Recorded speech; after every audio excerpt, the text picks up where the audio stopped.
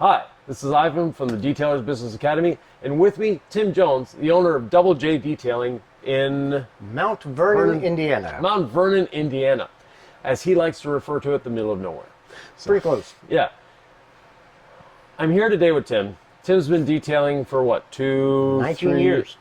Okay, I was going to say 2 or 3 years, but Tim's been involved in the detailing industry for 19 years, and he's at the point now of semi-retirement. Yeah. Yeah. We have a lot to learn from Tim. Tim was a integral member of the IDA, always has been, so even on his shirt, CDSV, so skills validated and certified detailer. What has the IDA done for you? To me, I think or for the industry? Well, for the industry, I truly believe it has given us another level of professionalism. It has allowed us to be, I think, be on the same level, perhaps, as the other certifications Right. from other trades. Okay. And I believe it. I truly believe it's given us, it's brought detailing to a new level. Right. From just the bucket of soapy water in the back, and a can of wax. Yeah. Yeah. Okay. And you've been in it for 19 years. Mm-hmm. You're at the point of semi-retirement because your body isn't allowing you to go much further. That's the real crux of it. And a lot of detailers, unfortunately, abuse themselves in their early years and pay for it later, like Tim is doing now. I've done it. Yeah. Yeah. So what is your semi-retirement plan? What are you doing? Right now, I am focusing on 3 different aspects of detailing. Classics, collectibles, such as this old 1965 Mustang behind me, and ceramic coatings on newer vehicles. That's all I'm doing anymore. That's all I want to do. And I have finally gotten to the point where I am able to do what I want. Exactly. And that's beneficial. Yeah. Yeah. And now you're probably working less hours and making more money than you were before. Exactly. Yeah. Exactly. So I remember having a conversation with Tim maybe 10, 15 years ago, telling him he needed to raise his prices. And his wife, who's a chartered accountant, had the same conversation. He finally listened to his wife, not to me. Don't know why. Janie convinced you to raise your prices, and what did that do for you? Well, obviously, it went straight to the bottom line. It helped. I will tell you, I did 2 things. Yeah. Number 1, I did raise my prices. Number 2, I did not raise my prices enough, and I did not raise them often enough. That was what I did wrong. People expect the prices to go up annually at least, but I didn't keep up as much as I should have. That was my main problem. Yeah. And a lot of people will say, well, in my area, people won't pay. Describe your area. My area, I'm in a town of 7,500 people. We have 3 other, quote, detail shops inside or in town besides myself. We are about 15 miles from Evansville, Indiana. I think 140,000 or so there, people. So we're the county I'm in, 25,000 people, the entire county. Very rural, very rural. I was under the impression that, well, I'm going to have to, I'm going to have to hold my prices. I can't charge what I want. And that was a mistake. It was not correct. If you do good work, it will be found out. People will talk, and the word gets around. You will get business. Exactly. And yeah. Yeah, and it's something that a lot of people, they fear that in my community people won't pay that. Well, the F-350 in Tim's community is probably the same price as the F-350 in New York City. So Ford doesn't make a difference. Chevy, Dodge, Mercedes, whatever, where you live for the pricing, and detailing shouldn't have that differentiation either. That's true. That is Yeah. very true. You know, your time is worth as much here as it is there. Now, That's true. Tim has what I call the ideal situation. I've had big shops and everything, and when I had problems with employees, and you'll occasionally have a problem with an employee, you've had employees, but Tim is in a home shop. So his commute to work is a 20-foot walk. Doesn't even have to go outside. Right. The shop is heated, it's air conditioned, it's comfortable, it's your man cave at the same time, it's your work environment. Exactly. Exactly. Has working from home been a blessing for you? Has it ever been a problem? It's been very beneficial for us. It has. It's been good for us over the years. It really has.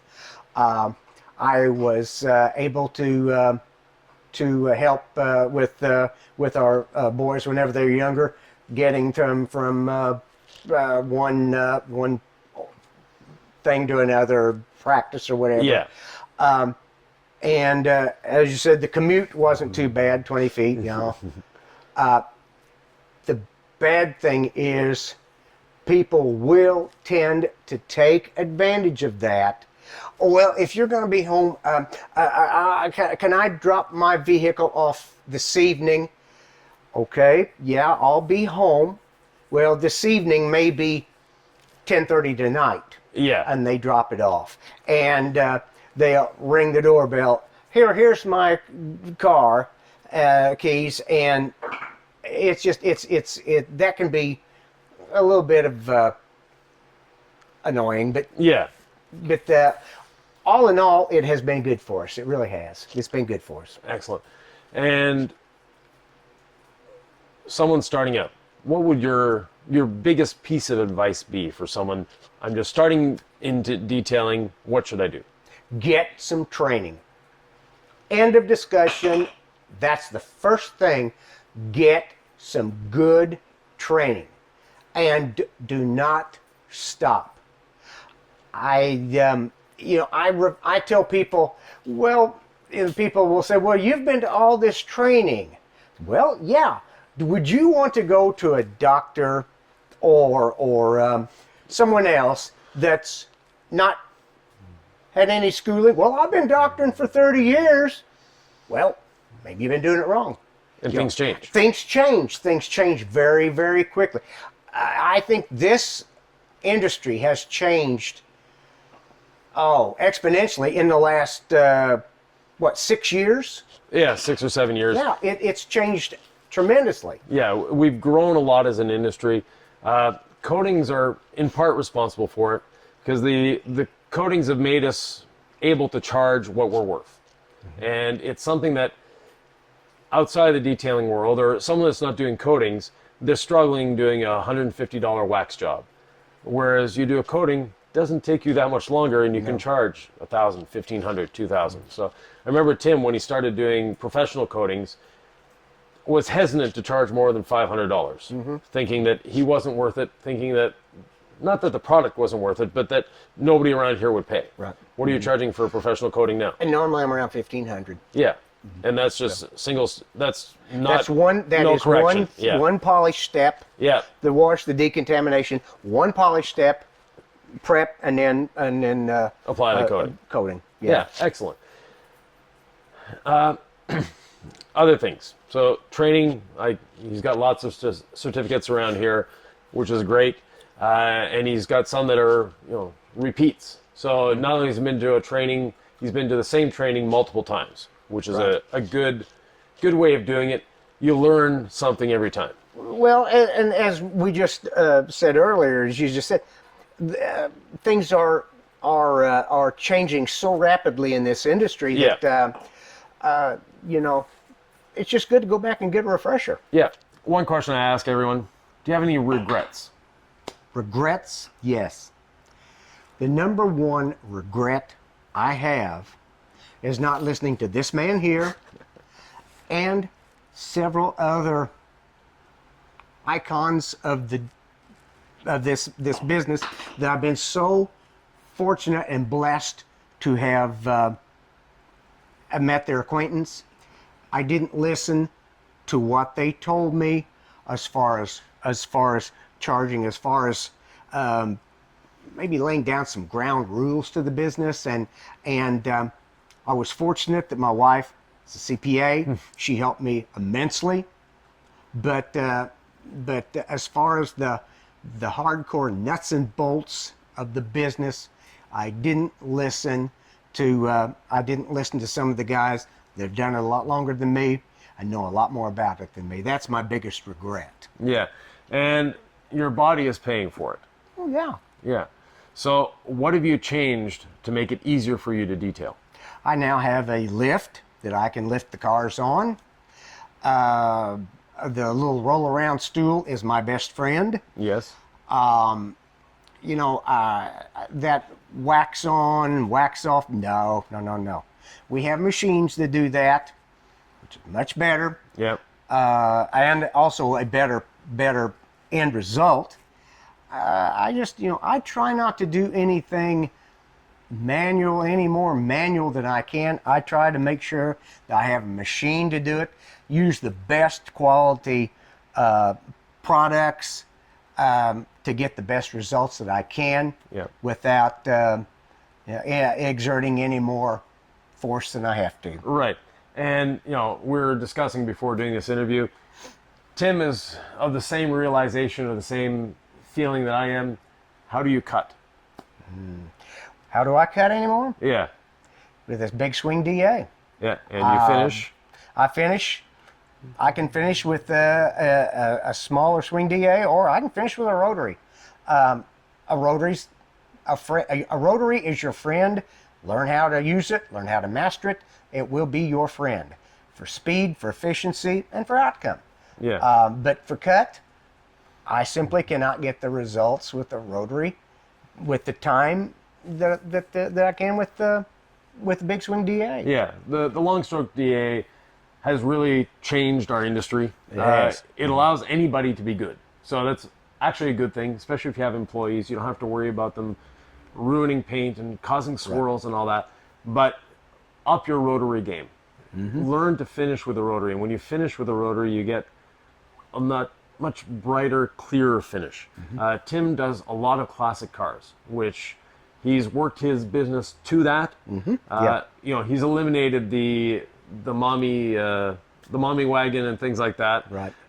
Even for good customers. So even customers that have been coming to him for 15 years, sorry, I can't do that anymore. Which sometimes it's a regret. It is.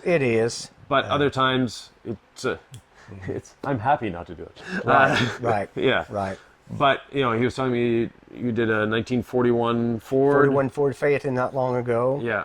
1972 Corvette, a 68 Camaro, a 1955 Cadillac. That's all this month. So I get to play with some really cool cars now. That's what I've wanted to do, and finally I've evolved my business, or I've moved my business around to do just that. Yeah. And I'm fortunate, I feel like. Yeah. And like he says, he's in the middle of nowhere, rural Indiana. These cars are everywhere. People have them in their garages. People have them, there's car collectors all over the world. So they are there, and it's getting in touch with the right people, getting in touch with the right quality as well.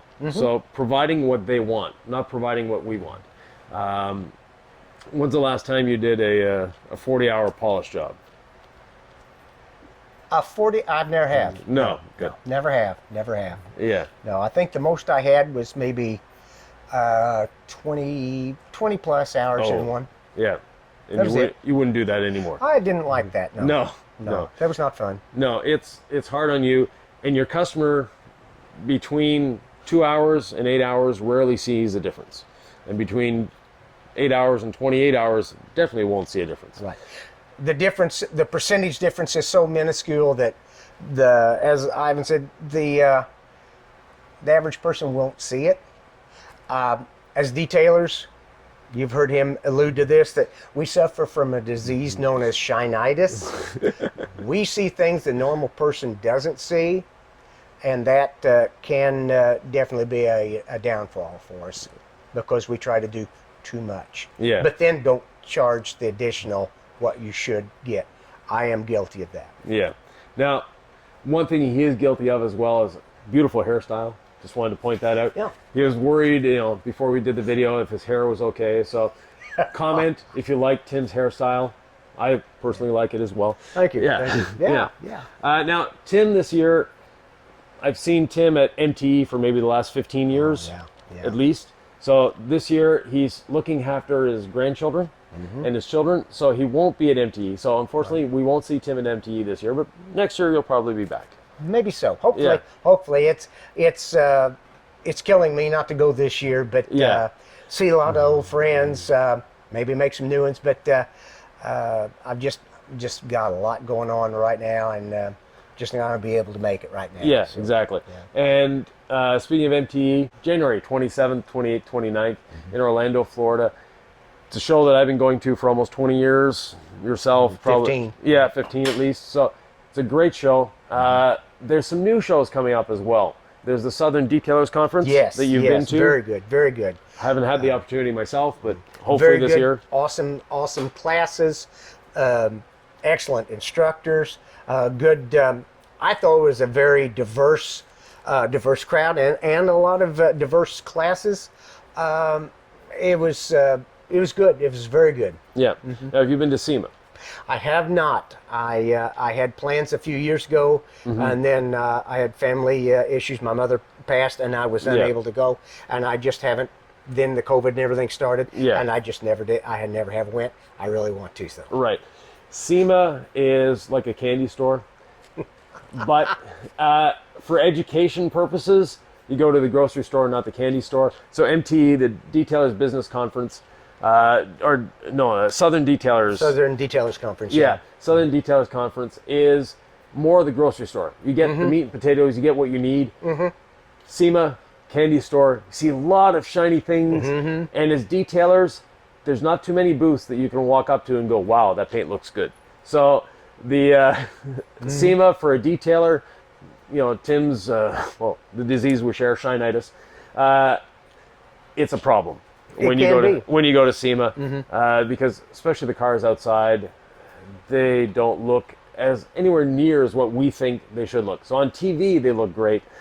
In real life, it's a different thing. But SEMA is a big party. MTE, Southern Detailers Conference, they're learning experiences. They are. They're going to further your business. So if you can join me and join others, at the two, they're great places to go to. By all means, what he said, I can't add much more to that besides the fact that you go to these, you get to meet some of the most interesting people, and you'll be able to talk to people like this that, man, he's been there, he's done that.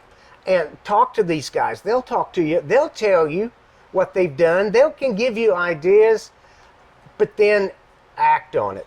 Because listening is only half of it. You have to act on it. Sometimes that's the tough part, but man, it will pay dividends over and over. Yeah. Go get all the training you can. Go to these trade shows. It's the best thing that you can do. Oh, thanks a lot, Tim. All right. Always a pleasure. Pleasure to see you again. And if you want to get a hold of Tim, doublejdetailing.com. Tim at doublejdetailing.com. Yeah. Yep. Very good. All right. Thanks, everyone. Bye. And if you have any questions, comments, thoughts, or ideas, please leave them below. Always happy to answer. Tim will be monitoring the questions as well that you leave below, and I'm sure he'll be happy to answer as well. Absolutely. Thanks a lot. Bye.